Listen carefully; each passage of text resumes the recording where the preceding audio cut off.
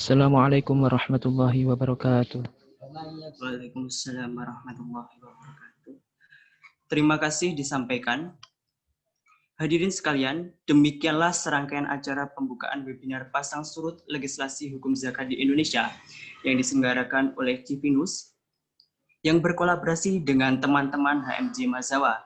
Namun sebelum ke acara inti, alangkah baiknya untuk selanjutnya kita ada sesi foto dulu ya. Mungkin dari admin bisa di screenshot dulu.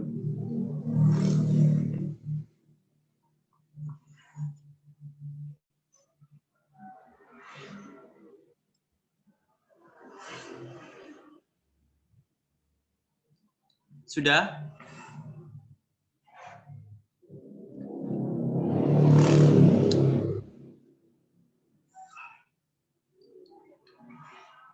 Baik, untuk selanjutnya mari kita ke acara inti pada pagi hari ini. Namun sebelum itu saya akan membacakan kurikulum vitae dari pembicara kita pada hari ini. Yang pertama, beliau Dr. Haji Nur Fadilah MH, lahir di Malang pada tanggal 23 November 1980. Pendidikan S1 diselesaikan pada tahun 2002 di UIN Malang, dan hingga sampai di STAIN Malang jurusan Syariah. Tahun 2007 menyelesaikan S2 di Universitas Brawijaya, program studi ilmu hukum. Kemudian pendidikan S3 diselesaikan pada tahun 2016 di Universitas Gadjah Mada, program studi ilmu hukum. Pada penghujung tahun 2003 diangkat sebagai CPNS di IAIN Tulungagung. Saat ini mendapat amanah sebagai Kajur Hukum Tata Negara di Fasih IAIN Tulungagung. Kemudian pembicara kita yang kedua, nama Ahmad Supriyadi MPDI, tempat tanggal lahir Tulungagung 20 November 1984, jenis kelamin laki-laki, agama Islam, golongan pangkat 3B, jabatan dosen, perguruan tinggi IAIN Tulungagung. Riwayat pendidikan, yang pertama MI Islamiyah Jati Pandansari Munut. Yang kedua, SMP Islam Sunan Gunung Jati PPHM Munut. Yang ketiga, MAN Tulungagung. Yang keempat, STAIN Tulungagung. Dan yang kelima, STAI Diponegoro Tulungagung. Riwayat pekerjaan, yang pertama, Guru MAN Tulungagung. 1. Tahun 2007 sampai 2016. Yang kedua, Direktur Basnas Tulungagung pada tahun 2018 sampai 2019. Dan yang ketiga, Penyuluh Agama Honorer tahun 2007 sampai 2016. Dan yang keempat, Dosen IAIN Tulungagung 2016 sampai sekarang. Baik, langsung saja untuk mempersingkat waktu, saya persilahkan untuk pembicara pertama, beliau Dr. Haji Nur Fadilah MH. Disilahkan. Baik, terima kasih moderator atas kesempatan yang diberikan. Suara saya terdengar ya? Ya, terdengar Bu. Baik, Bismillahirrahmanirrahim. Assalamualaikum warahmatullahi wabarakatuh. Alhamdulillahirabbil alamin. Allahumma shalli ala sayyidina Muhammad wa ala ali sayyidina Muhammad, amma ba'd. Yang terhormat jajaran pimpinan Fakultas Syariah dan Ilmu Hukum serta Fakultas Ekonomi dan Bisnis Islam IAIN Tulungagung. Yang terhormat Kajur dan Sekjur Manajemen Zakat dan Wakaf Fakultas Ekonomi dan Bisnis Islam IAIN Tulungagung. Yang saya hormati kolega saya Ibu Arifah Milati MHI, Direktur Civinus yang semakin bersinar, dan kolega saya Bapak Ahmad Supriyadi MPDI, kesatria serta pegiat di dunia persilatan zakat. Kemudian Bapak Ibu yang saya hormati, teman-teman mahasiswa, dan saya tadi juga melihat ada kolega saya yang sekarang sedang memantaskan diri untuk meraih gelar doktor di Yogyakarta, Bapak Budi Kolistiawan. Terima kasih sudah bergabung. Pada kesempatan hari ini, saya mendapatkan tugas dari panitia untuk menyampaikan materi dengan topik pasang surut registrasi hukum zakat di Indonesia. Mohon izin, saya akan share screen.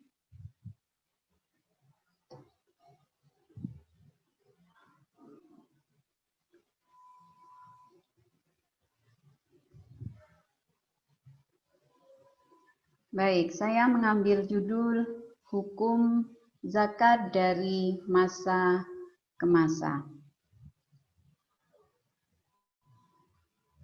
Ada 4 hal yang akan saya sampaikan. Yang pertama, bagaimana hukum zakat di Indonesia pada periode sebelum kemerdekaan, kemudian periode setelah kemerdekaan, kemudian pada era reformasi, dan kemudian implementasi hukum zakat di Indonesia.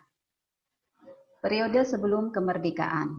Ini adalah aturan tertulis yang sudah dibuat pada masa penjajahan Belanda. Jadi praktek zakat itu sudah dilaksanakan seiring dengan masuknya Islam ke Nusantara. Pada saat itu yang paling dominan melakukan adalah para pemimpin umat seperti kiai atau ajengan atau tuan guru di beberapa daerah di Nusantara. Nah, ketika penjajah masuk ke Nusantara, dana yang terkumpul ini adalah dana yang potensial digunakan untuk membiayai perjuangan melawan penjajah. Melihat adanya potensi dan adanya ancaman pada dana zakat yang berhasil dikumpulkan oleh masyarakat saat itu, maka Belanda mengambil inisiatif dengan menerbitkan Bijblad nomor 1892 pada tanggal 4 Agustus tahun 1893. Isinya apa? Isinya adalah mengawasi pelaksanaan zakat fitrah oleh penghulu atau naib dengan alasan untuk mencegah penyelewengan. Ironisnya, penghulu atau naib tidak digaji.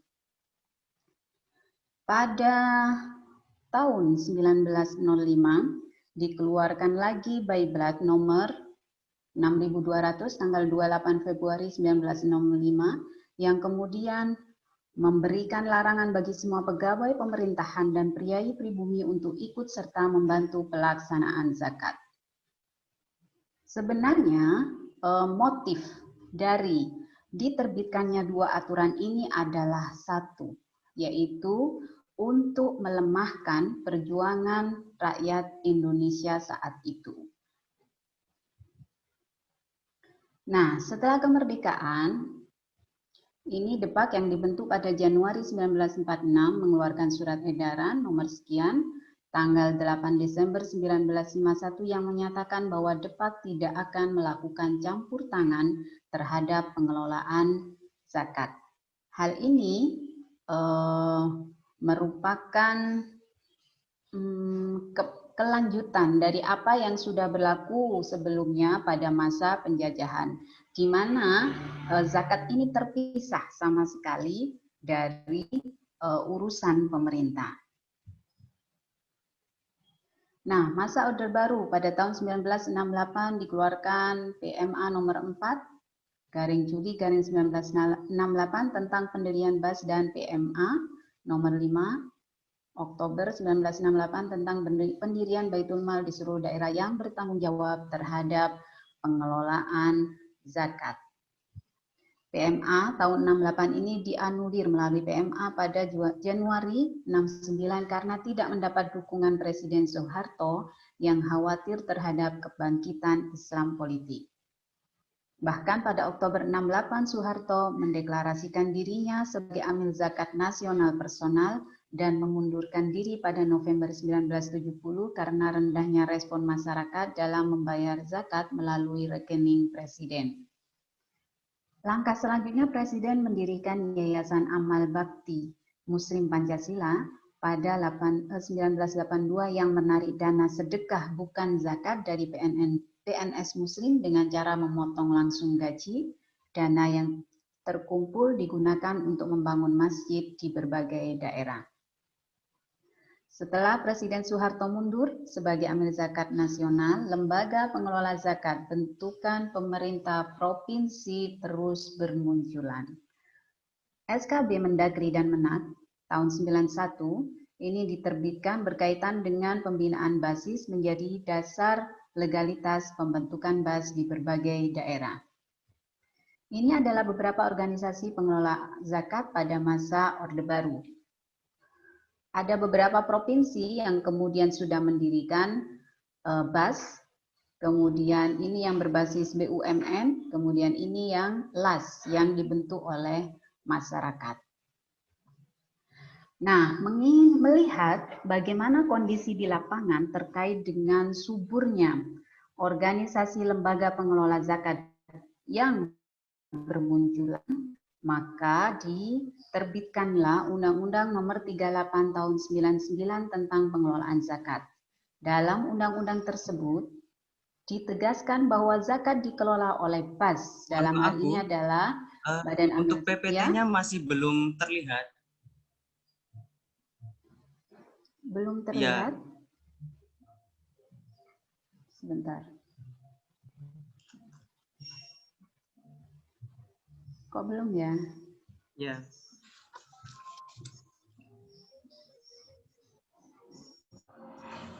Ini sudah? Masih belum, Bu? Di saya sudah your screen sharing. Di saya sudah dalam posisi saya screen share.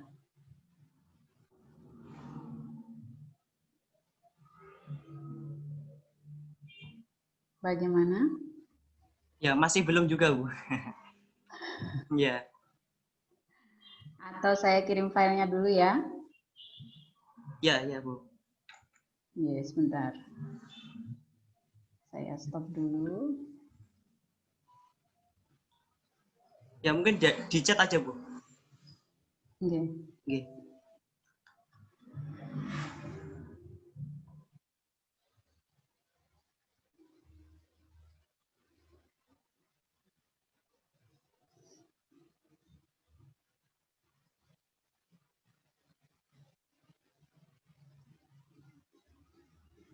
Sebentar ya.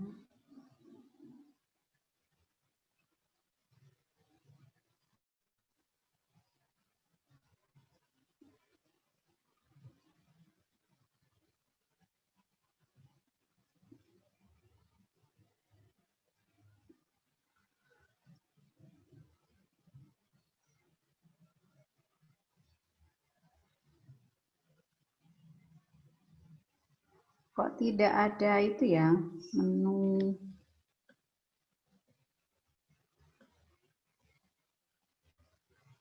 yang bisa mengirim file itu loh.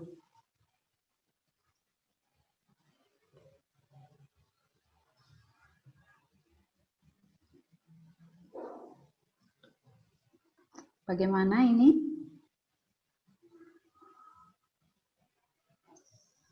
Ya, apa gini aja, Bu, nanti dikirim di saya, mungkin dari admin nanti bisa membantu.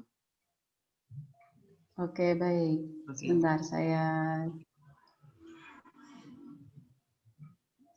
kirim aja ke WA.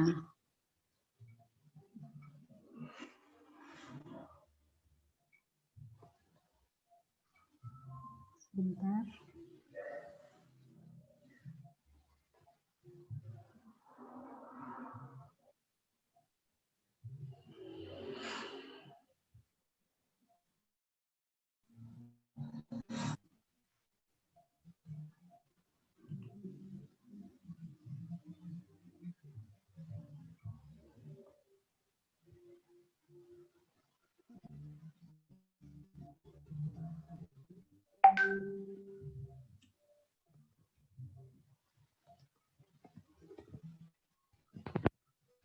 Saya sudah kirim ke Bayu file PPT-nya.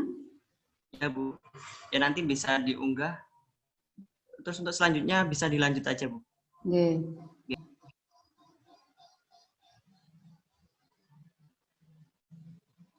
Baik, saya lanjutkan.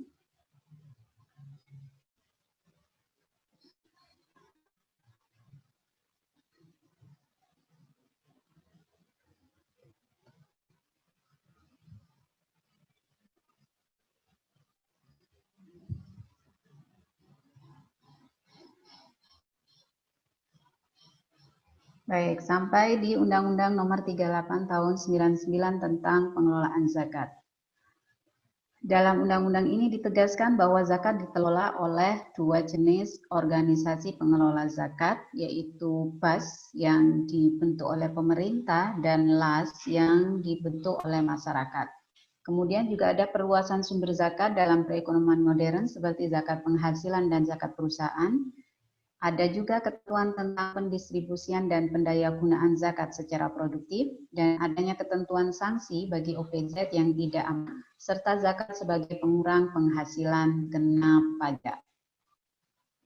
Ada beberapa kelemahan kerangka regulasi dan institusional dalam Undang-Undang 38 tahun 99 ini. Undang-Undang 3899 memicu pertumbuhan OPZ di berbagai daerah, namun tidak diikuti dengan keberadaan lembaga regulator dan pengawas. Kemudian juga ada inefisiensi penghimpunan dana zakat karena banyaknya organisasi pengelola zakat yang beroperasi. Undang-undang ini juga mendorong munculnya perda zakat di berbagai daerah dengan motif politik untuk menguasai sumber daya ekonomi baru untuk menciptakan dan merawat basis pemilih dalam rangka melanggengkan kekuasaan kepala daerah. Maka ada tuntutan untuk segera melakukan amandemen. Ya. Ada dua draft saat itu ketika proses amandemen ini, ada draft dari pemerintah. Amandemen Undang-Undang 38 tahun 99 draft pemerintah ini berisi tentang sentralisasi pengelolaan zakat oleh pemerintah melalui BAS, kemudian zakat sebagai pengurang pajak, di mana sebelumnya hanya sebagai pengurang penghasilan kena pajak, namun ini diusulkan agar zakat sebagai pengurang pajak. Kemudian pemerintah wajib membiayai operasional BAS. BAS memberikan laporan ke parlemen sesuai tingkatannya dan BAS yang lebih tinggi serta mempublikasikan kegiatannya kepada masyarakat dan sanksi bagi muzaki dan amil yang lalai serta sanksi bagi siapapun yang tidak berhak namun melakukan pengelolaan zakat. Ada beberapa catatan kritis terhadap draft pemerintah itu, setidaknya ada 3. Yang pertama tentang wacana sentralisasi zakat oleh pemerintah. Secara empiris dalam rentang sejarah pengelolaan zakat di Indonesia cenderung lemah. Karena pengelolaan zakat sejak awal kehadiran Islam hingga masa reformasi secara umum berada di tangan masyarakat sipil. Penunaian zakat adalah kesukarelaan berbasis keyakinan. Catatan kritis yang kedua adalah wacana sanksi bagi muzaki yang lalai dari sistem sukarela menjadi sistem wajib adalah lemah baik secara politis maupun ekonomi.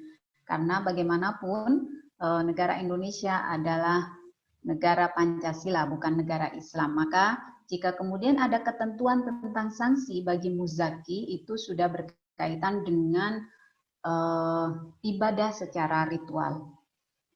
Catatan kritis yang ketiga adalah wacana zakat sebagai tax credit tidak realistis karena ketiadaan dukungan otoritas pajak. Bagaimana dengan draft dari DPR?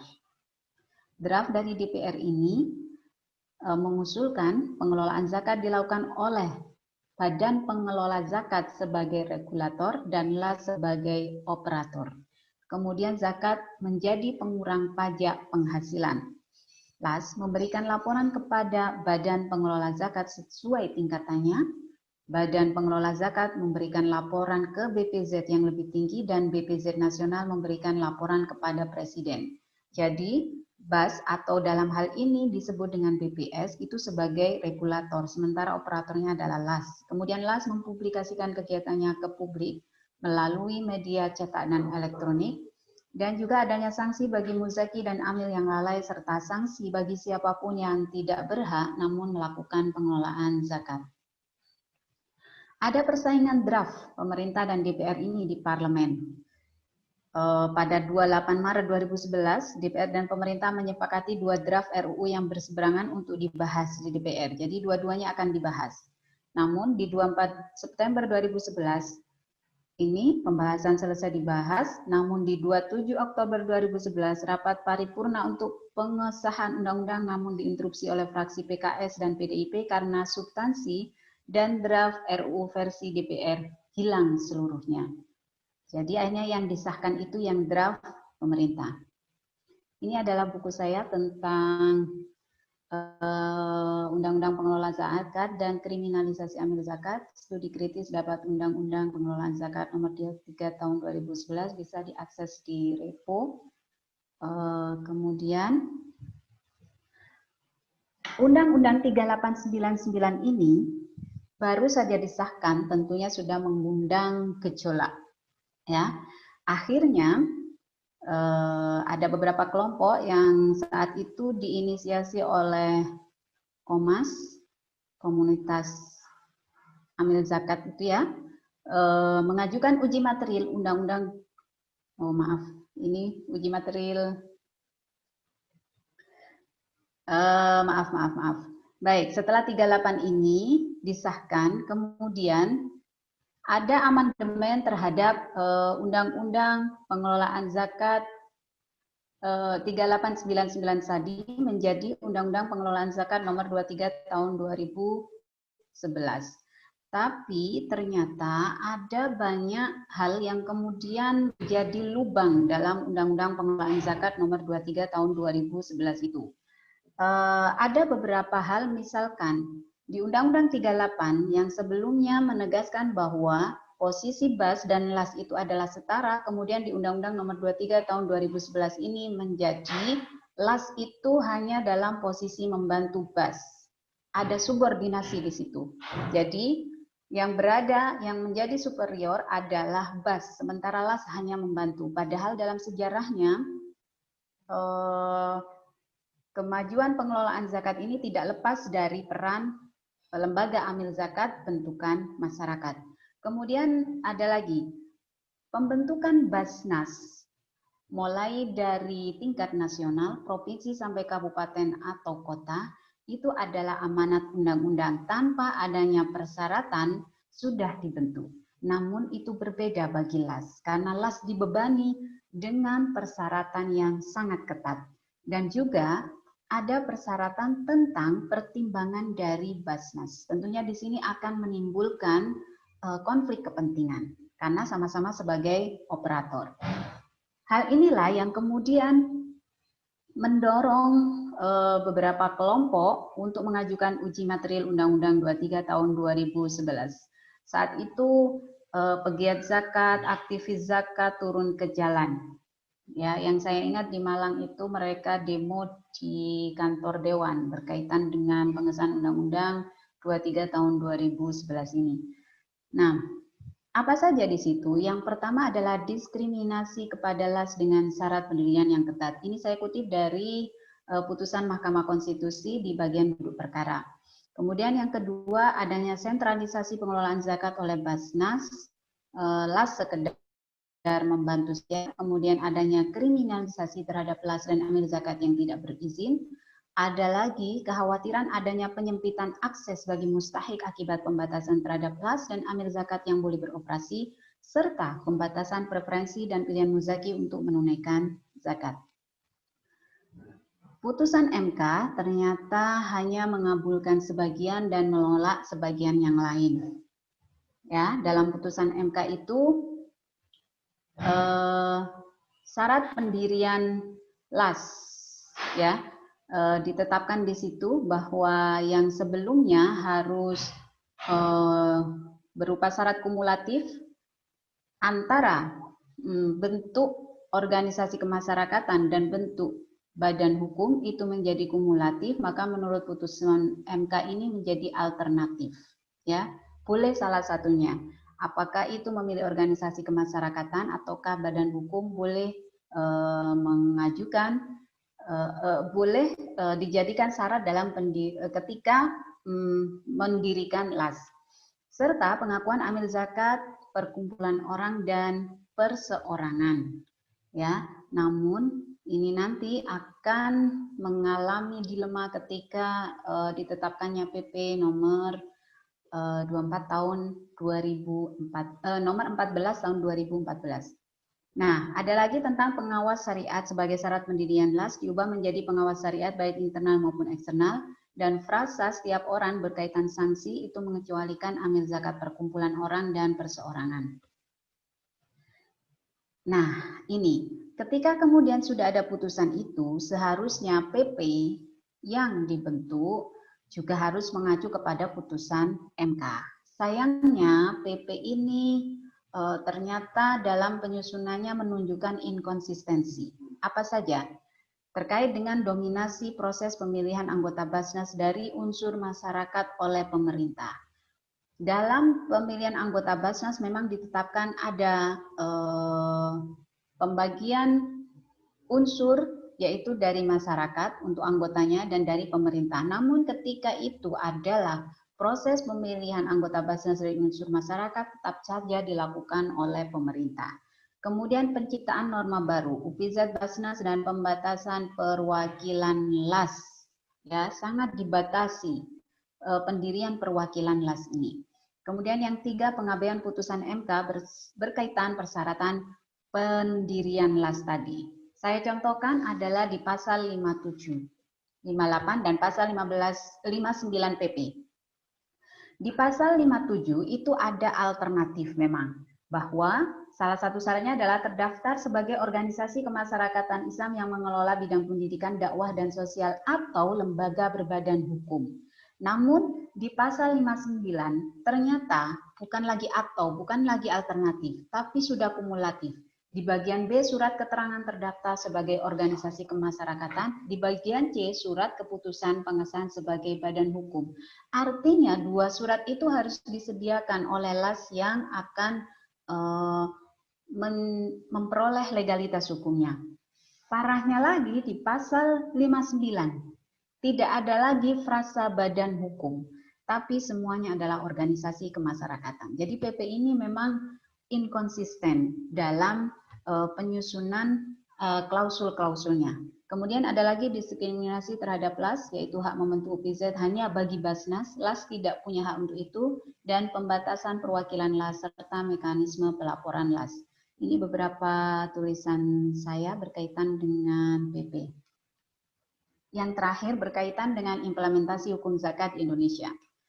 Untuk melihat bagaimana pelaksanaan hukum, itu menurut Lawrence M. Friedman ada tiga aspek yang saling berhubungan. Yang pertama legal substance atau substansi hukum, legal structure atau struktur hukum, dan legal culture atau kultur hukum.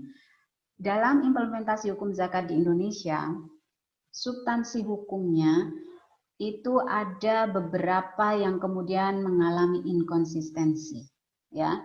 Jadi ini kemudian menjadi satu masalah, satu problem dalam pelaksanaan hukum zakat di Indonesia. Struktur hukum, kalau dalam zakat berarti adalah semua pihak yang kemudian bertanggung jawab untuk melaksanakan penegakan hukum zakat di Indonesia, bisa itu BAS, LAS, amil zakat, perkumpulan orang atau perseorangan yang diakui. Penelitian saya tentang diskriminasi PP 14 tahun 2014 terhadap LAS di Tulungagung, salah satu poin yang saya dapatkan dari hasil penelitian itu memang sudah mengetahui, memahami, tapi kemudian kendala ketika akan mengurus persyaratan untuk mendapatkan legalitas lembaganya, ya. Jadi akhirnya mereka yang kemudian mengalami kesulitan ini menunggu waktu yang tepat ya untuk bisa memenuhi persyaratan itu. Ada yang kemudian berusaha untuk melakukan perubahan. Ya. Ada kemudian yang tidak tidak menganggap bahwa ya saya paham PP itu ada, tapi kemudian karena masyarakat sudah percaya dengan pengelolaan zakat yang saya lakukan, saya tetap melanjutkan posisi saya sebagai amil zakat. Ini yang terjadi kemudian di masyarakat. Legal culture ini budaya hukum dalam penegakan hukum zakat di Indonesia. Awal Islam masuk itu secara damai dan kemudian pelaksanaan zakat saat itu adalah bersifat sukarela. Dan juga biasanya muzaki itu akan memilih amil ataupun mustahik yang dekat dengan mereka sehingga mereka bisa melihat kemana mengalirnya zakat yang saya tunaikan. Ya, kira-kira itu. Jadi ketiga aspek ini saling berkelindan, saling berhubungan dalam implementasi hukum zakat di Indonesia. Baik, sekian dari saya. Mudah-mudahan bermanfaat. Wallahu a'lam bishawab. Terima kasih. Wassalamualaikum warahmatullahi wabarakatuh. Saya kembalikan kepada moderator. Baik, terima kasih disampaikan. Untuk pemaparan selanjutnya akan disampaikan oleh beliau, Bapak Ahmad Supriyadi, MPDI. Kepada beliau disilahkan.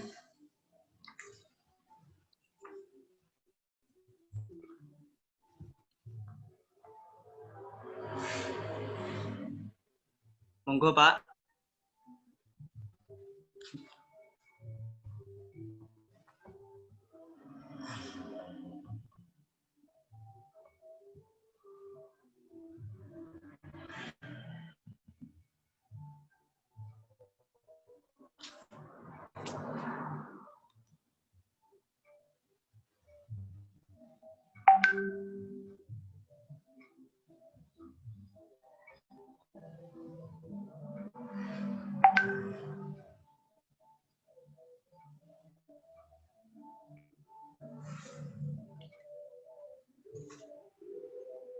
Ya, mungkin sepertinya Bapaknya belum gabung, Bu. Apakah bisa untuk sesi tanya jawab lebih dahulu? Sudah bergabung. Sudah.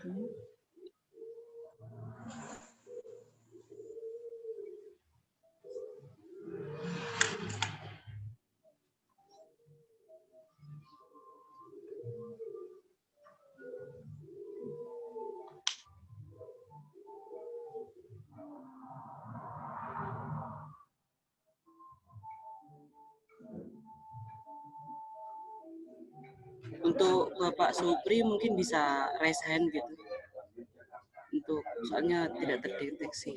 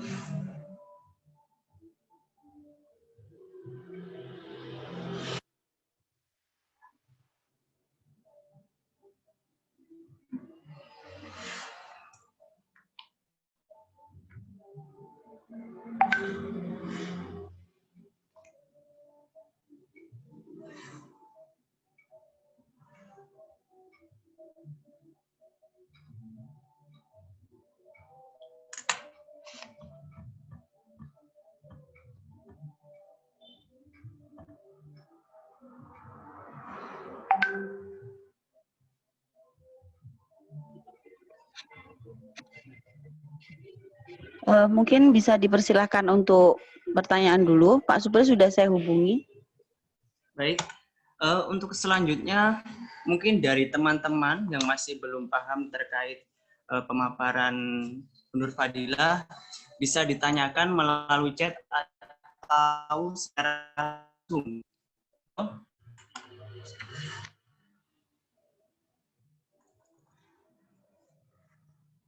Ya, bisa ditanyakan.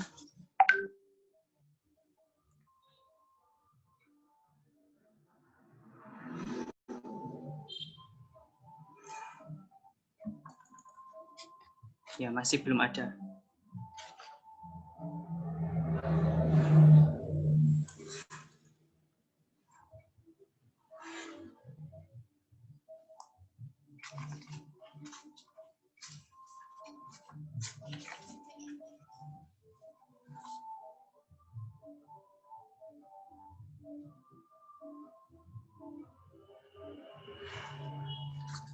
Baik Bu, ada pertanyaan dari teman kita, Civinus, Mas Bayu. Ini pertanyaannya, apakah butuh hukum atau undang-undang lagi untuk zakat yang baru diketentukan?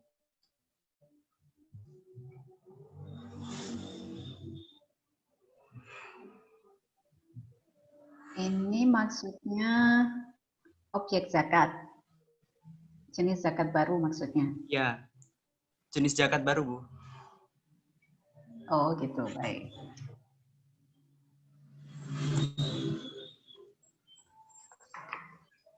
Baik, berkaitan dengan objek zakat baru, menurut saya tidak perlu ada ketentuan hukum ataupun sampai undang-undang yang baru hanya untuk sekedar menentukan apakah satu objek tertentu termasuk sebagai objek zakat yang wajib ditunaikan zakatnya.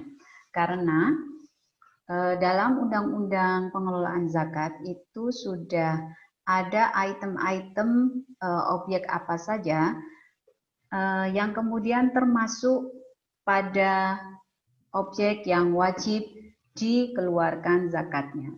Jadi misalkan tadi, kalau misalkan sebelumnya itu hanya terdiri dari, kalau dalam nas hadis ya, ada perdagangan, kemudian emas dan perak, kemudian perdagangan, pertanian, hewan ternak, dan rikas. Maka di Undang-Undang 3899 pun kan sudah keluar itu, zakat penghasilan dan zakat perusahaan. Sekarang misalkan lapak online, itu kan tidak ada ya. Maka ini bisa kemudian dianalogkan dengan objek-objek zakat yang sudah ditentukan dalam undang-undang. Dan dalam hal ini bisa dianalogkan kepada zakat perdagangan, di mana nisabnya adalah 85 gram emas, dan kadar zakat yang harus dikeluarkan adalah 2,5%. Berkaitan dengan ketentuan kadar nisab itu sudah ada peraturan Menteri Agama yang kemudian khusus tentang hal itu, yaitu PMA nomor 52 tahun 2014 tentang syarat dan tata cara penghitungan zakat mal dan zakat fitrah serta pendaya gunaan zakat untuk usaha produktif. Jadi menurut saya tidak perlu ada kemudian ketentuan atau apalagi undang-undang yang baru. Sepertinya Pak Supri sudah bergabung. Ya. Bisa dilanjut ke Pak Supri aja ya Bu ya. Baik. Untuk selanjutnya, pembicara yang kedua Bapak Ahmad Supriyadi MPDI, waktu dan tempat saya silakan.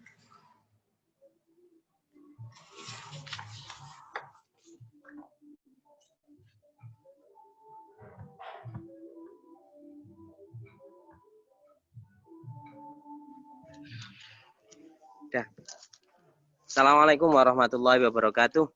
Waalaikumsalam warahmatullahi wabarakatuh.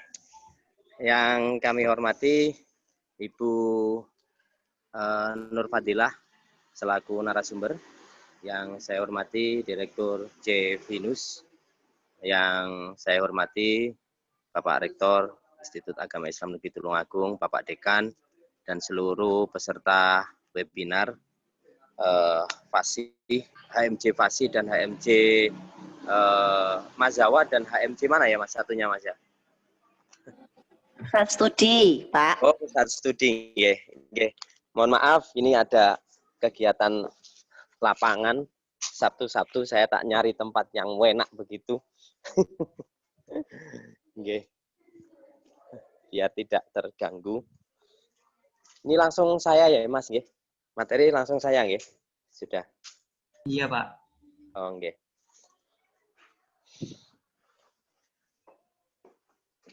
Baik, terima kasih para peserta webinar yang saya banggakan dan saya muliakan.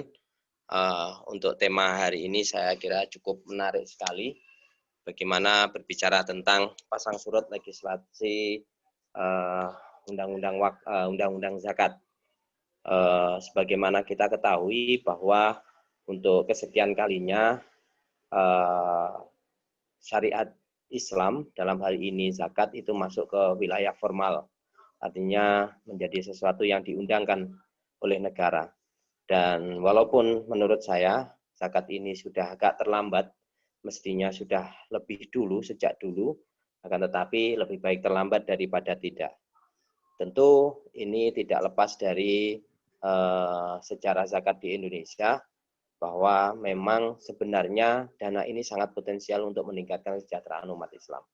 Kalau tadi Bu Nur Fadilah sudah berbicara tentang undang-undang zakat, terus kemudian sampai ke uji materi dan lain sebagainya, saya tak berbicara tentang bagaimana aplikasi undang-undang zakat ini di negara Indonesia.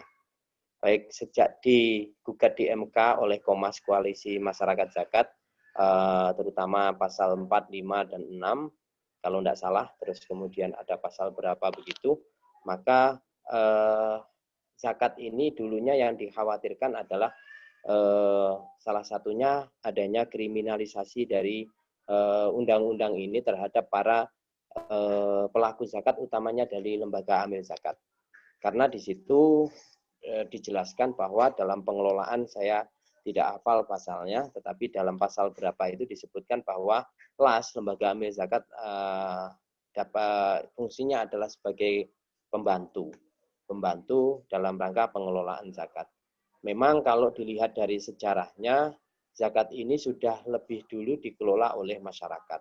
Karena sejak era sebelum kemerdekaan ataupun pada era kolonial Belanda, memang zakat ini dibatasi oleh Belanda untuk dikelola secara institusional.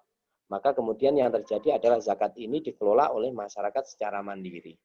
Akan tetapi sejak era reformasi, kemudian undang-undang ini masuk ke lembar negara dan secara langsung ditangani oleh negara melalui satu badan, yaitu Badan Amil Zakat pada waktu itu, Undang-Undang 3899. Kemudian di undang-undang selanjutnya terjadi amandemen, yaitu Undang-Undang 23 tahun 2011 yang kemudian digugat oleh para LAS, lembaga amil zakat, karena merasa dirugikan terhadap kelahiran undang-undang ini atau terhadap amandemen dari undang-undang ini. Akhirnya kemudian di MK, masuk ke MK, dan 2013 akhir itu efektif, kemudian keputusan itu keluar, dan di situ ada dua pengelola, yaitu negara, dalam hal ini Basnas, dan kemudian dibantu oleh lembaga amil zakat. Terus bagaimana setelah undang-undang ini kemudian diundangkan sekian tahun, katakanlah misalnya setelah 2013 sampai 2020 ini, saya kira kalau kita melihat bahwa perkembangan zakat saat ini tentu sangat luar biasa. Undang-Undang 3899 tidak begitu mengatur bagaimana tentang posisi zakat dan arah kebijakan zakat itu. Tetapi di Undang-Undang 23 2011 ini sangat jelas. Para pelaku zakat, utamanya Basnas dan lain sebagainya, ini sangat, menurut saya sangat nyaman dengan undang-undang ini, sangat nyaman. Karena apa? Di situ semuanya diatur jelas. Basnas selaku regulator, terus kemudian juga operator melaksanakan tugasnya dengan baik. Terbukti dulu zakat yang tidak terkelola dengan baik, hari ini mulai perlahan menunjukkan taringnya. Hari ini sudah kita ada di angka 10 triliun. Walaupun ini masih jauh dari potensi yang kita miliki. Menurut Basnas adalah 283 triliun pada tahun 2019, tetapi sudah ada peningkatan yang sangat luar biasa. Dan hari ini terjadi sinergi yang luar biasa juga antara Basnas dengan LAS. Kita artinya tidak pernah, mohon maaf, terjadi selama ini kasus yang begitu mencolok tentang bagaimana pengelolaan zakat di Indonesia. Dulu yang dituduhkan misalnya oleh para penggugat undang-undang ini bahwa kemudian LAS dimarginalkan, alhamdulillah tidak terbukti. LAS hari ini bisa dengan leluasa beroperasi sebagaimana biasa. Cuman memang ada sentralisasi laporan yaitu di Basnas selaku lembaga negara yang dipercaya untuk mengelola zakat di Indonesia. Tetapi sangat tidak ada bahasanya, mohon maaf, tidak ada bahasanya kompetisi yang kemudian sampai meruncing. Menurut saya tidak ada. Basnas beroperasi sebagaimana biasa, LAS juga beroperasi sebagaimana biasa. Nah ini tentu, dan kriminalisasi itu juga tidak terbukti. Artinya justru negara hari ini bagaimana Basnas dan LAS ini mencoba untuk memberikan payung hukum kepada masyarakat-masyarakat yang ada di bawah, yang mereka biasanya mengelola zakat, kemudian belum berizin, kemudian kita berikan izin melalui pembentukan UPZ misalnya. Istilahnya di Basnas adalah unit pengelola zakat. Ada yang di LAS itu JPIZ, jaring istilahnya JPIZ, kalau di LAS ini kalau tidak salah JPZIS. Jadi semacam jaringan mereka yang ada di bawah, misalnya di pesantren, di sekolah, di masjid, dan lain sebagainya. Tentu ini arah kebijakan yang sangat tepat, menurut saya sangat tepat sekali. Bagaimana kemudian zakat ini bisa dikelola secara profesional. Kalau dulu sebelum Undang-Undang 23 tahun 2011, siapa yang mengelola tidak jelas, kemudian laporannya berapa juga tidak jelas. Tapi sekarang sudah jelas. Saya tarik misalnya ke Tulungagung. Ke Tulungagung ini dulu sebelum Undang-Undang 23 tahun 2011, pemasukan kita hanya ada di angka puluhan juta. Tapi hari ini dengan kekuatan Undang-Undang 23 tahun 2011, kita sudah mencapai angka sekitar 5 miliar. Tentu kalau ini nanti, hari ini kita sedang berusaha dan mencoba bagaimana memperkuat posisi undang-undang ini di posisi lokal. Hari ini kita sedang mencoba untuk membentuk atau menerbitkan Perbup, peraturan Bupati tentang fasilitasi pelaksanaan zakat infak sedekah di kalangan PNS. Nah inilah yang seharusnya harus dilakukan oleh kepala daerah yang ada di Indonesia.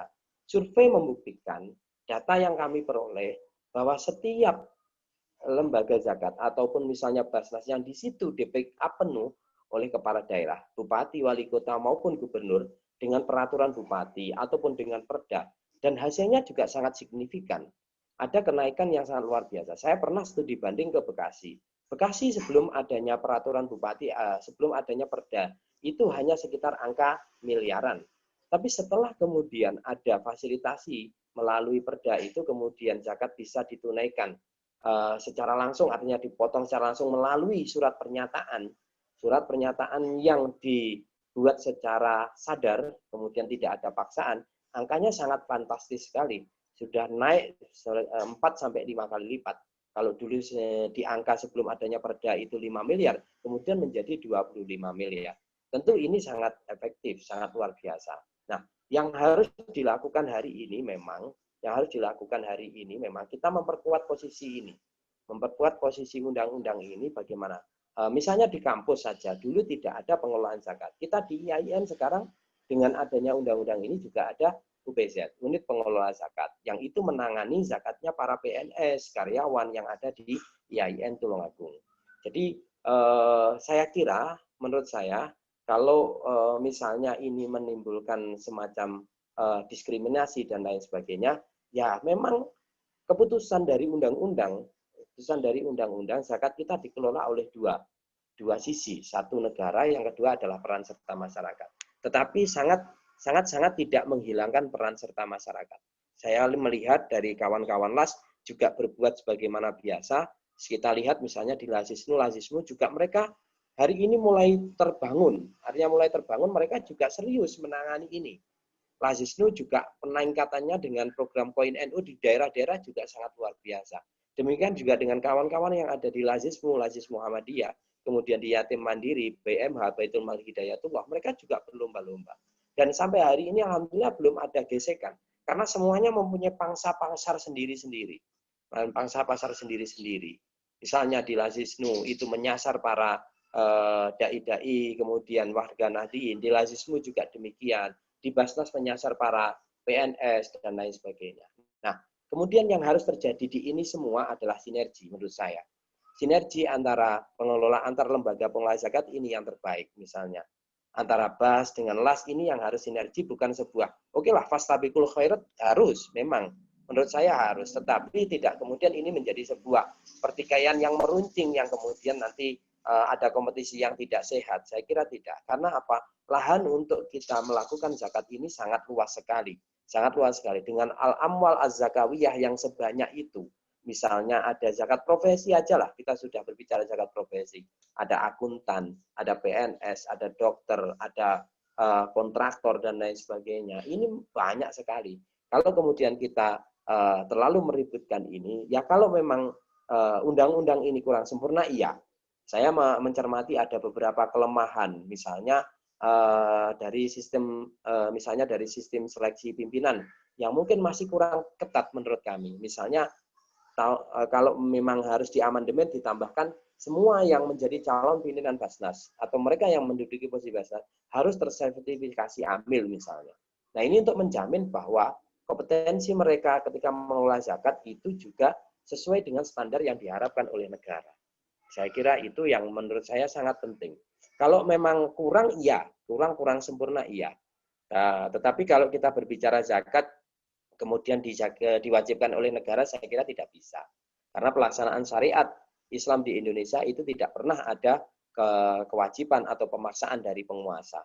Artinya inilah yang kemudian yang harus menjadi istilahnya semacam kreativitas dan inovasi dari para pengelola lembaga zakat. Ini bagaimana mereka dengan program-program yang ditawarkan itu mampu menarik minat setiap orang Muslim yang mereka kaya, kemudian sudah sampai nisab dan haulnya, itu untuk menunaikan zakat. Saya kira itu yang menurut saya menjadi penting. Undang-undang ini sudah sangat luar biasa. Basnas sudah berperan juga sangat luar biasa. Basnas Pusat terus menerbitkan peraturan Basnas yang mengatur tentang regulasi atau menerjemahkan regulasi dari undang-undang ini. Kalau dulu pengawasan tidak ketat misalnya di beberapa pasal, tidak begitu jelas siapa yang mengawasi Basnas ini dan lain sebagainya. LAS bahkan siapa yang mengaudit. Sekarang sudah sangat jelas. Misalnya di Basnas ada audit syariah. Dalam hal syariah yang mengaudit adalah misalnya dari lembaga negara yang membidangi tentang keagamaan. Dalam hal ini Kementerian Agama. Kalau dalam bidang manajemennya, maka itu yang melakukan audit adalah kantor akuntan publik. Yang kedua juga jelas, setelah terbitnya undang-undang kemudian diikuti dengan PP, menjadi semuanya jelas. Di situ misalnya, Basnas dibiayai oleh APBN atau APBD, termasuk perkantoran dan lain sebagainya. Kalau dulu juga tidak jelas, berapa honor dan gajinya para pimpinan. Sekarang jelas, mereka adalah orang-orang yang profesional. Setiap hari ngantor, berpikir tentang zakat, bagaimana memajukan zakat itu, dan lain sebagainya. Saya kira ini yang paling penting bagi mahasiswa.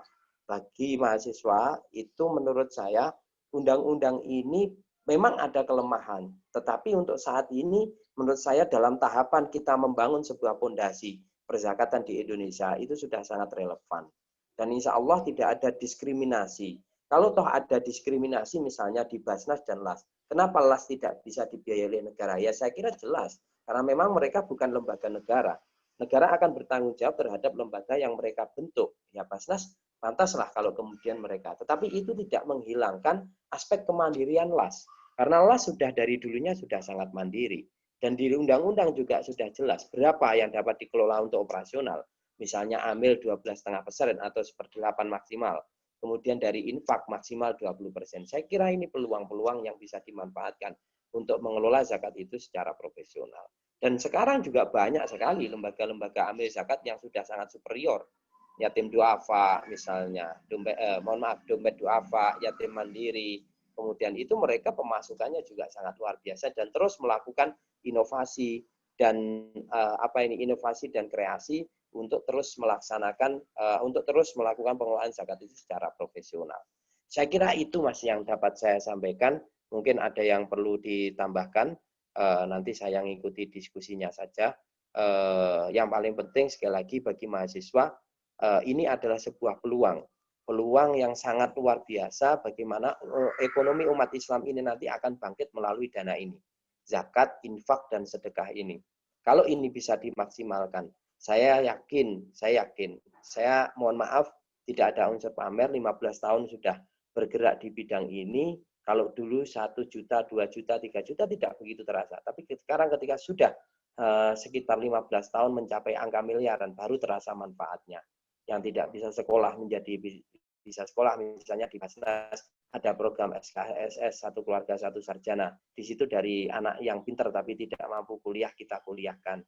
Dari mereka yang tidak punya rumah, bedah rumah. Hari ini kita melakukan sekitar 20 bedah rumah 2 bulan terakhir ini, membedah rumahnya orang-orang fakir miskin yang sudah roboh dan lain sebagainya. Dari segi kesehatan kita juga ngopeni, mereka yang tidak mampu berobat kita berikan. Mereka yang hidup sebatang kara kita suplai setiap bulannya Rp300.000, bekerja sama dengan pihak perangkat setempat. Ada beasiswa untuk pendidikan anak-anak di tingkat menengah, di tingkat dasar dan lain sebagainya. Semuanya ini adalah manfaat dari dana zakat, infak dan sedekah. Hanya kita memang tugas kita yang paling berat saat ini adalah bagaimana melakukan sosialisasi, menyadarkan umat Islam agar mereka sadar bahwa dana ini sangat luar biasa. Dana ini sangat luar biasa, jadi mereka akan, kalau ini kita petik, jadi kejayaan Islam itu saya yakin akan bisa diperoleh. Yang kedua adalah bagaimana meningkatkan yang menjadi masalah di saat ini adalah setelah terbitnya Undang-Undang 23 2011 yang paling pokok adalah kompetensi amil, kemampuan manajerial dan lain sebagainya. Ini yang memang harus kita carikan jalan keluarnya. Banyak mereka dari yang sudah dibentuk pimpinannya, tetapi mereka masih belum mempunyai kompetensi dan yang sesuai yang diharapkan. Jadi ini PR-PR besar yang memang harus kita segera selesaikan dan harus kita cari solusinya. Saya yakin bahwa mahasiswa-mahasiswa yang sekarang dididik ini, kelak nanti 5 tahun, 10 tahun yang akan datang, mereka akan tumbuh menjadi amil-amil yang profesional. Saya kira itu Mas yang dapat saya sampaikan. Monggo nanti kalau ada diskusi, saya siap, saya masih standby di sini. Saya akhiri, wallahu muwaffiq ila aqwamit thoriq. Assalamualaikum warahmatullahi wabarakatuh. Waalaikumsalam warahmatullahi wabarakatuh. Terima kasih disampaikan. Ya, langsung saja untuk selanjutnya ke sesi tanya jawab. Untuk pertanyaan yang pertama tadi, ada tanggapan Bu dari Mas Wawan. Gini, jikalau zakat yang baru ditemukan tidak ada di undang-undang, gimana Bu kebijakan publik agar Basnas dapat memaksimalkan zakat tersebut ke masyarakat yang seharusnya membayar zakat, semisal zakat pertanian di Indonesia maupun zakat laut. Itu Bu.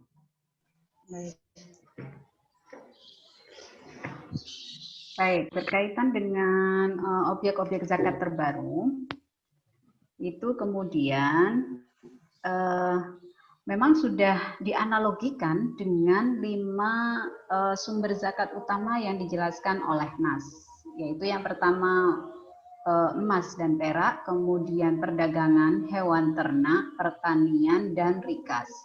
Sekarang, apakah kemudian laut itu bisa dianalogikan dengan perdagangan? Menurut saya bisa, jika kemudian itu ada unsur untuk komersil misalkan.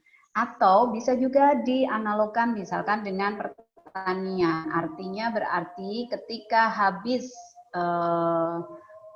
istilahnya habis melaut, saat itu juga dikeluarkan zakatnya sebagaimana ketentuan zakat pertanian.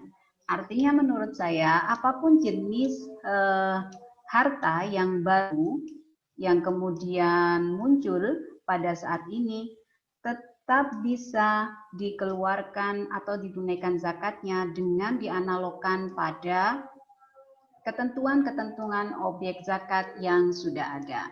Selama kemudian memenuhi syarat-syarat, dalam hal ini adalah zakat fitrah. Yang pertama baik dan halal, kemudian berkembang atau ada potensi untuk dikembangkan, kemudian milik penuh, yang ketiga mencapai nisab, yang kelima untuk beberapa hal kemudian harus mencapai haul 1 tahun kepemilikan, dan yang keenam terpenuhi kebutuhan pokok.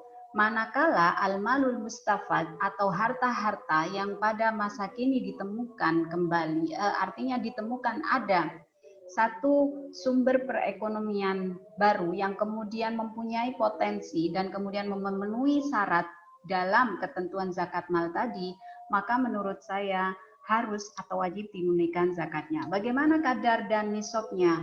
Bisa ditelusuri objek mana yang kemudian bersesuaian dengan sumber zakat yang baru itu. Demikian moderator. Baik, Bu. Kemudian ada pertanyaan lagi, ini ditujukan ke Bu Nur Fadilah dari Siti Kana Farika Saada. Pertanyaannya seperti ini, Bu, apakah hal itu berarti legalitas zakat yang terlaksana di Indonesia itu terkendala akibat adanya PP nomor 14? Lalu bagaimana permasalahan tersebut dapat diatasi secara langsung oleh KLAS maupun Basnas dan badan-badan amil zakat yang lainnya? Seperti itu, Bu. Baik. Terima kasih pertanyaannya.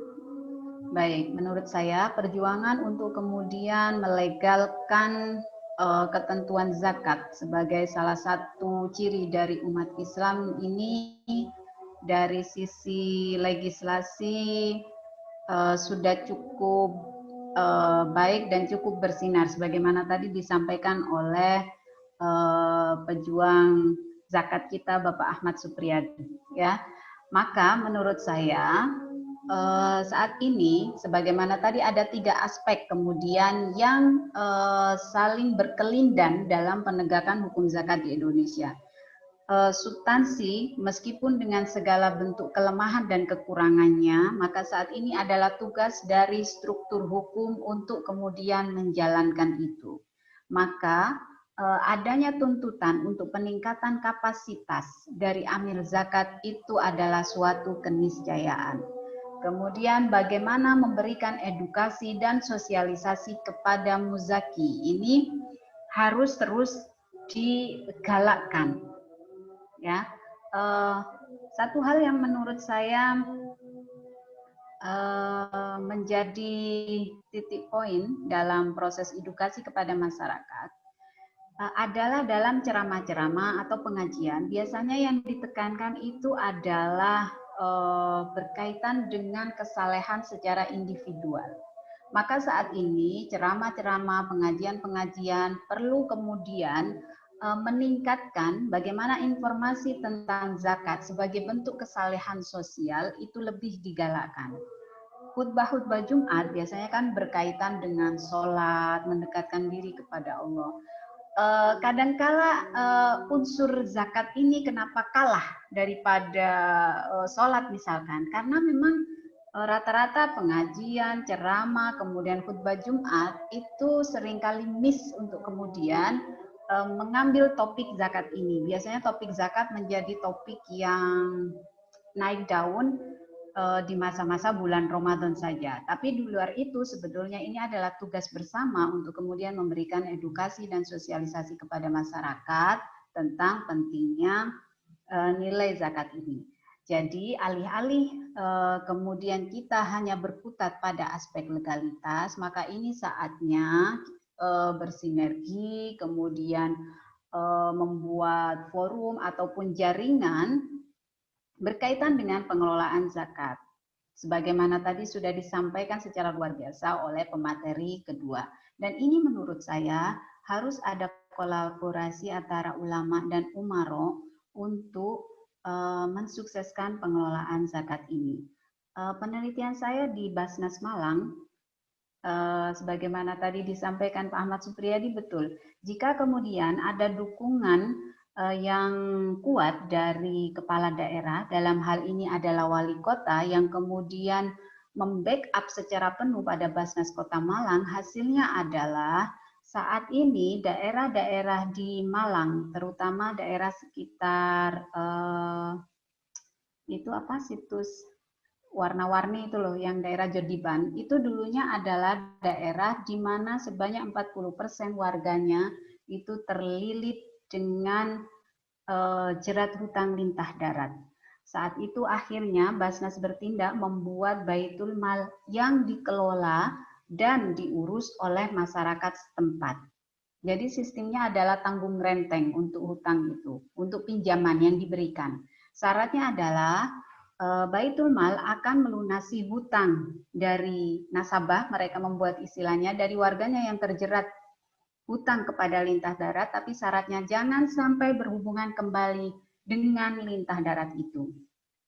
Saat ini program ini sudah luar biasa sekali berjalan di sekitar Kota Malang, dan lagi-lagi memang sinergi, koordinasi, komunikasi ulama, urma, masyarakat itu memang kemudian bisa membuahkan hasil yang signifikan dalam pengelolaan zakat. Terima kasih, moderator. Baik, terima kasih. Mungkin kita buka satu lagi pertanyaan bagi teman-teman yang masih bingung terkait tema kita pada pagi hari ini. Bisa ditanyakan melalui chat atau secara langsung. Ya, satu pertanyaan lagi.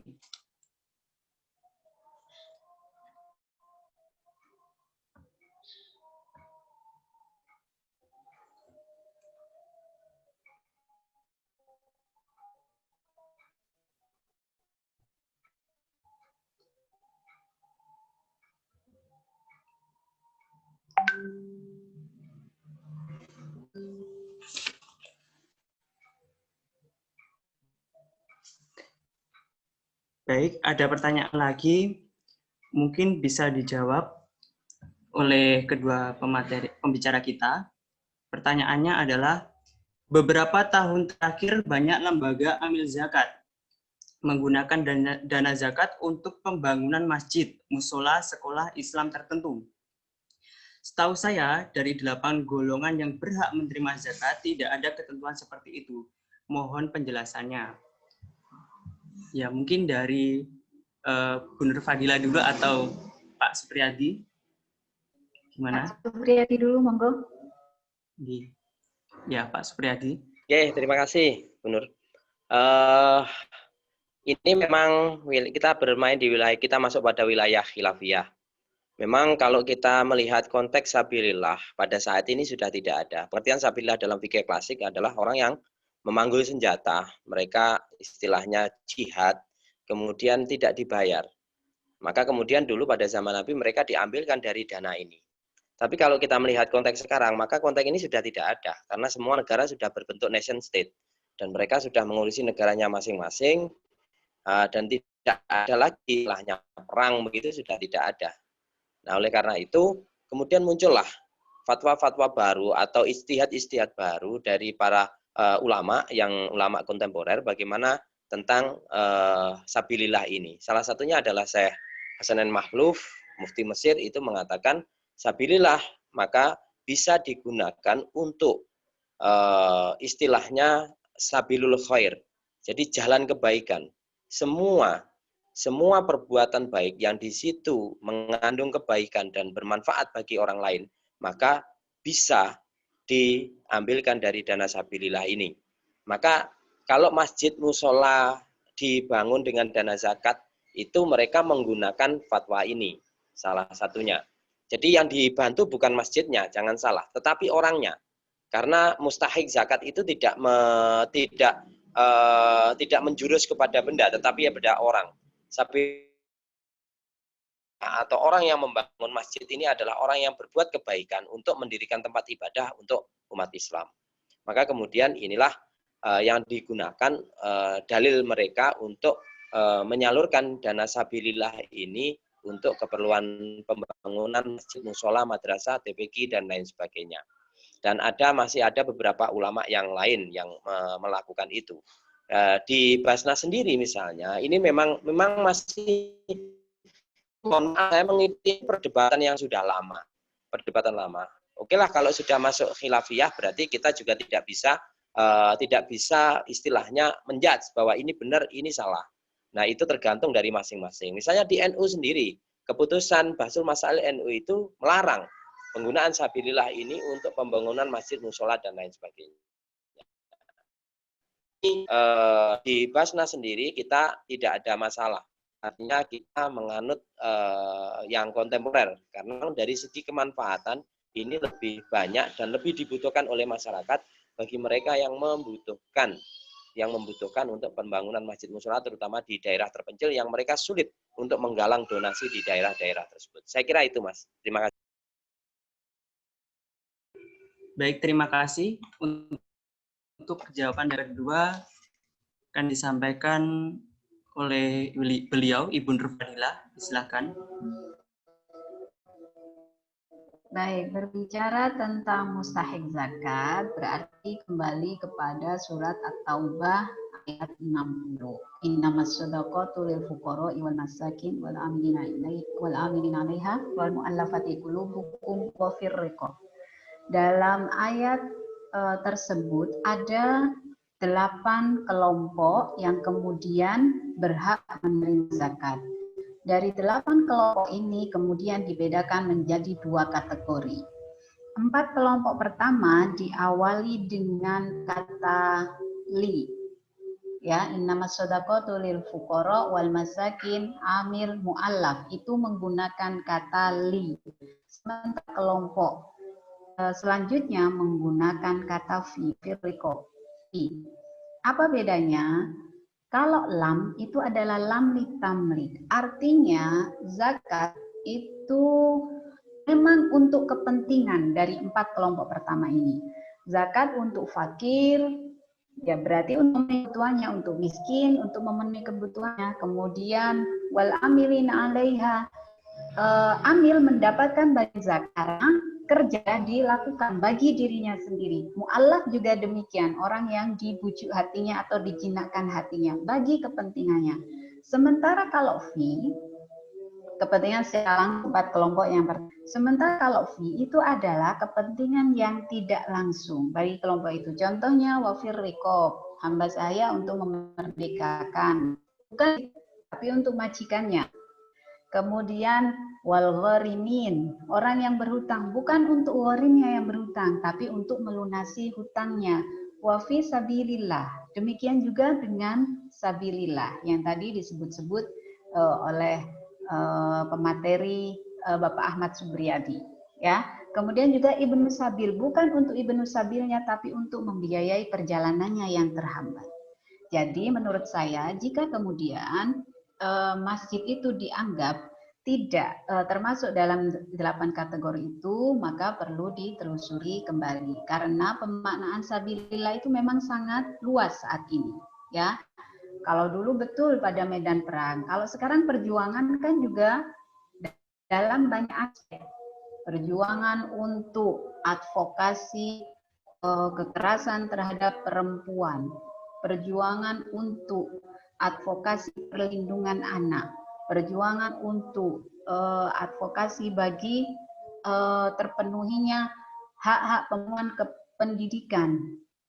Ya, jadi pemaknaan sabilillah bisa sangat luas dan menurut saya ini adalah salah satu rahasia Al-Quran yang kemudian hanya memberikan nilai dan prinsip-prinsip global, sementara untuk aktualisasinya dibutuhkan kreativitas, kejelian, dan kecermatan dari amil zakat dalam menyalurkan zakat tetap dalam bingkai surat At-Taubah ayat 60 itu. Terima kasih. Baik, terima kasih disampaikan. Masih ada satu pertanyaan ditujukan kepada Bapak Supriyadi. Pertanyaannya adalah, dalam Undang-Undang 23 tahun 2001, kenapa belum ada peraturan tentang sanksi bagi muzaki yang tidak menunaikan kewajibannya dalam membayar zakat? Karena setelah saya membaca sebuah artikel, ternyata pada tahun 2017, potensi zakat di Indonesia adalah 217 triliun. Tapi dana zakat yang terhimpun masih 5 triliun. Kenapa peraturan tentang muzaki tidak lebih ditegaskan agar tercapai potensi zakat tersebut? Ini pertanyaan dari Nur Aprilia ditujukan kepada Bapak Supriyadi. Monggo Pak. Oke, terima kasih Mbak Aprilia. Pertanyaan yang menurut saya sangat bagus, sangat jeli. Kalau melihat undang-undang ini orangnya sangat jeli sekali. Di Undang-Undang 23 tidak ada satu pasal pun yang mengatur tentang kewajiban untuk menunaikan zakat. Di situ hanya disebutkan pasal bahwa muzaki menghitung sendiri zakatnya. Yang banyak ditata adalah manajemen, amil, pelaporan, pengawasan, dan lain sebagainya.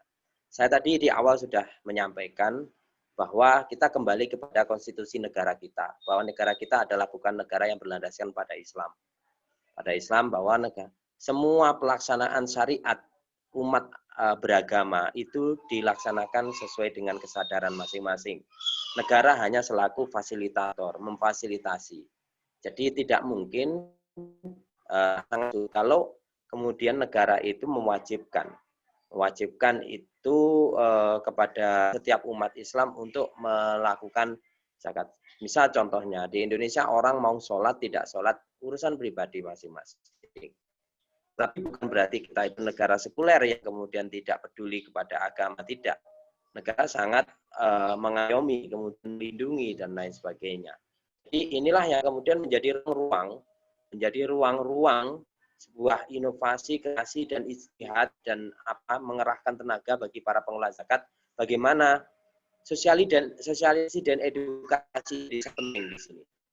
Jadi kita tidak mewajibkan, tetapi orang bagaimana mau berzakat, mau berinfak dan bersedekah sesuai dengan ajaran agama atau sesuai dengan syariat Islam. Maka salah satunya adalah misalnya kalau kepala daerah itu memberikan contoh atau uswah, teladan kepada para aparatur sipil yang ada di daerahnya masing-masing.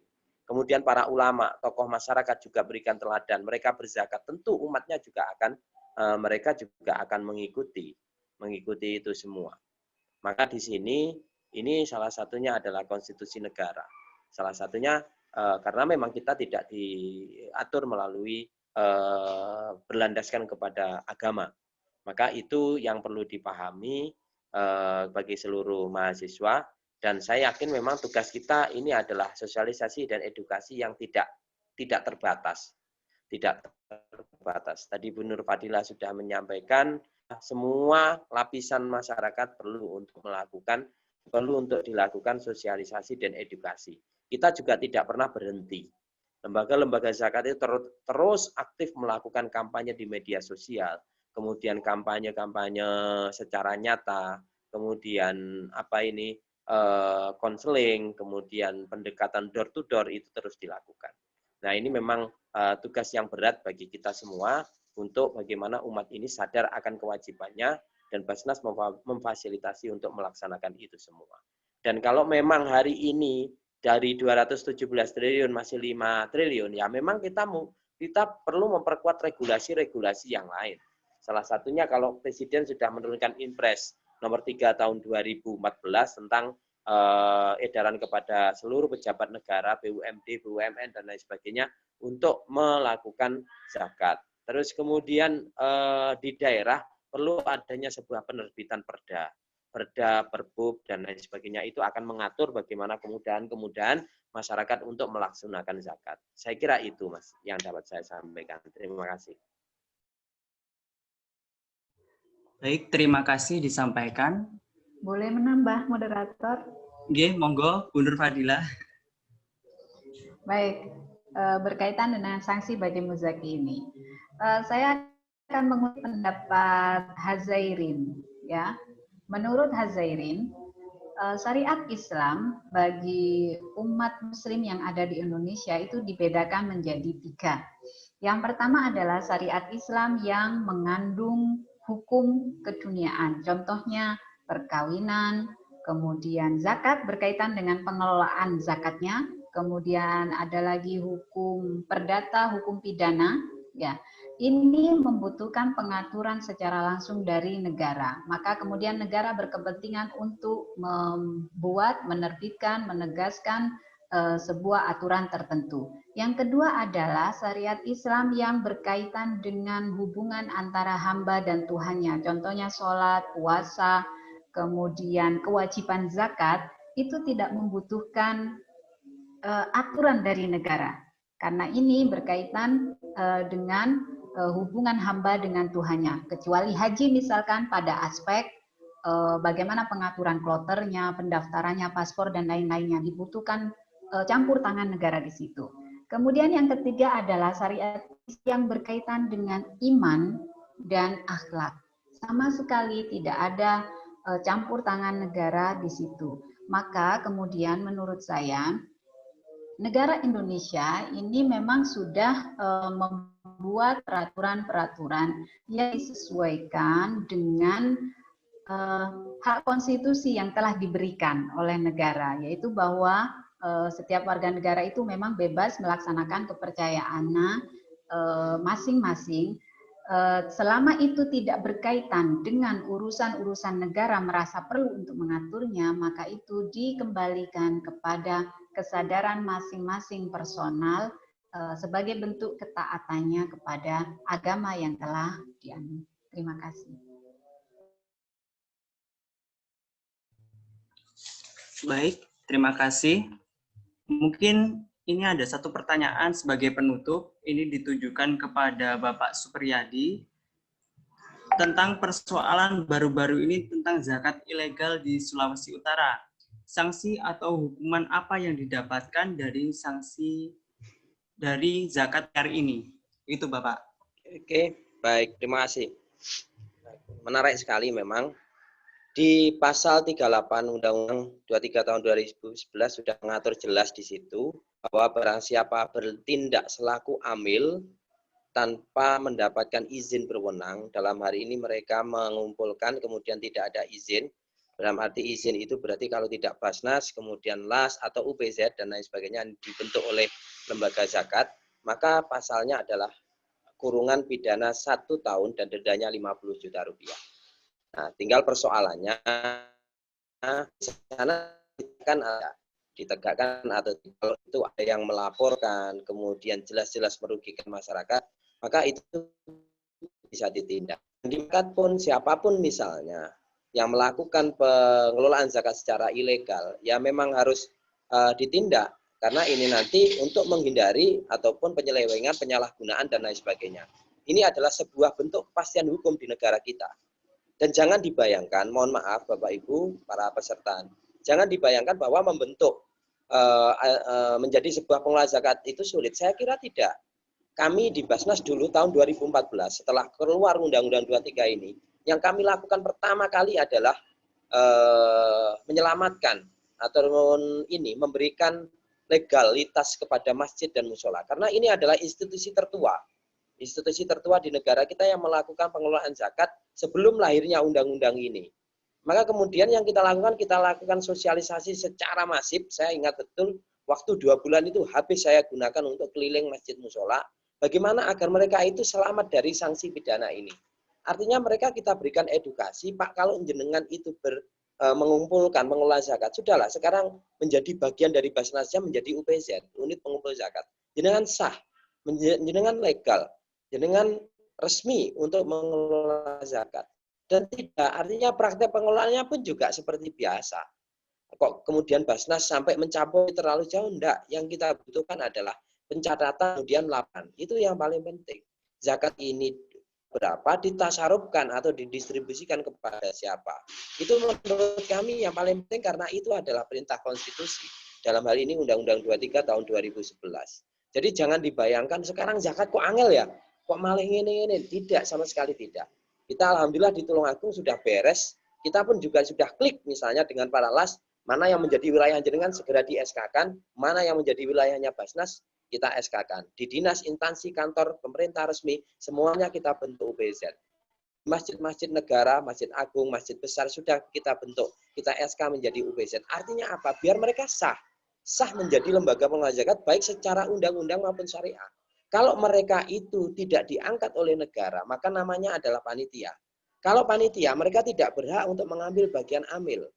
Tetapi kalau mereka diangkat oleh negara, dalam hal ini di SK oleh Basnas ataupun LAS, maka mereka adalah resmi amil. Maka mereka berhak untuk mendapatkan 1/8 bagian amil. Ini yang menurut ini yang tidak begitu dipahami oleh masyarakat. Saya kira itu menjadi penting. Nah, makanya oleh karena itu sanksi ini sudah jelas. Jadi siapapun, masyarakat bisa kok melaporkan ini. Kalau ada bisa. bisa melaporkan pada pihak berwenang bahwa terdapat pengelolaan lembaga yang ilegal, kemudian tidak mempunyai izin operasional, terus kemudian melakukan pengelolaan zakat, saya kira. Dan saya yakin umat kita sekarang sudah begitu paham mana yang resmi, mana yang tidak.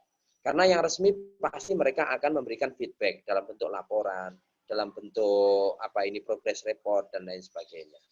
Saya kira itu Mas yang dapat saya sampaikan. Terima kasih. Baik, terima kasih Bapak. Tak terasa sudah di penghujung acara. Mungkin demikian terkait dengan webinar kita pada pagi hari ini. Sebelum acara kita tutup, mohon berkenan beliau pembicara memberikan closing statement sebagai penutup.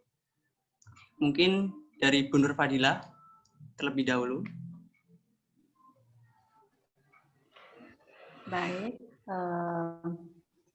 dari uraian tadi setidaknya ada 3 hal berkaitan dengan penegakan hukum zakat di Indonesia.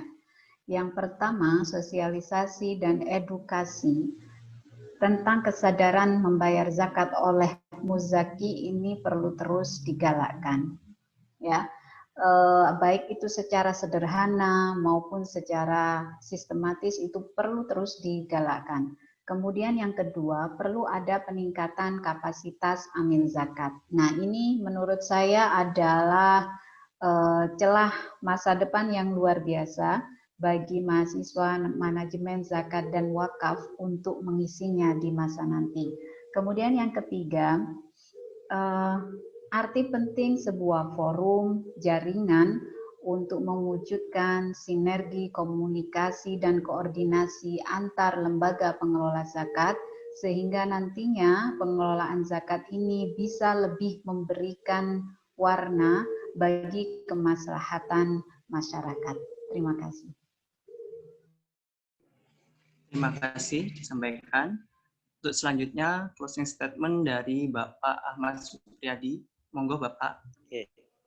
Terima kasih. Closing statement saya, zakat itu keren. Zakat itu keren bahwa mereka yang berzakat itu punya 2 dimensi. Satu vertikal, satu horizontal. Mereka tidak hanya kepada yang di atas, mereka juga peduli kepada sesama. Orang yang peduli kepada sesama itu adalah makhluk yang paling mulia di sisi Allah, menurut saya. Nah, makanya kalau saya, closing statement saya sederhana. Mahasiswa yang lulus di jurusan manajemen zakat dan wakaf ataupun mahasiswa di syariah adalah mereka parameter lulusnya bukan mereka ijazah. Tapi kalau mereka kaya nanti mau berzakat maka mereka lulus.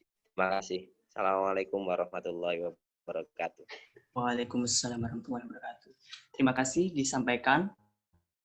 Di acara webinar kali ini saya selaku pembawa acara apabila ada salah dalam acara pada webinar mohon maaf. Akhirul kalam, wassalamualaikum warahmatullahi wabarakatuh. Foto dulu, Mas. Iya. Semua dicari.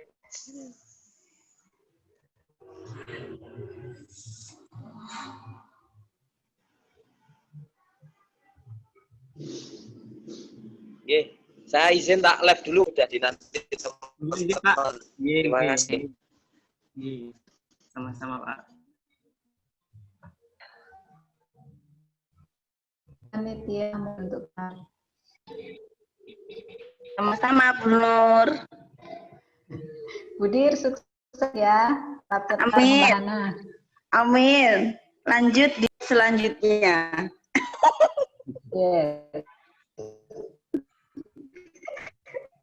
Assalamualaikum.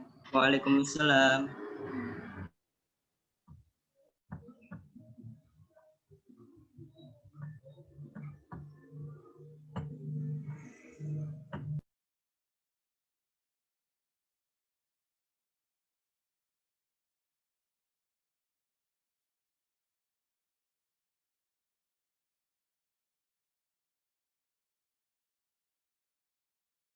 Mas Anwar.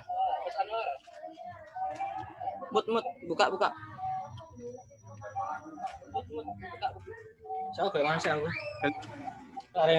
Untuk sertifikat peserta dibagi kapan, Mas?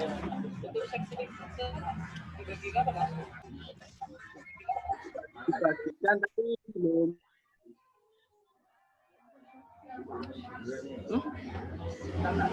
Kita tanyakan dulu ya. Oh ya, aku ikut samen gimana enak? Jika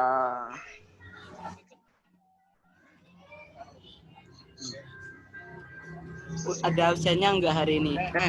Ada absennya enggak hari ini?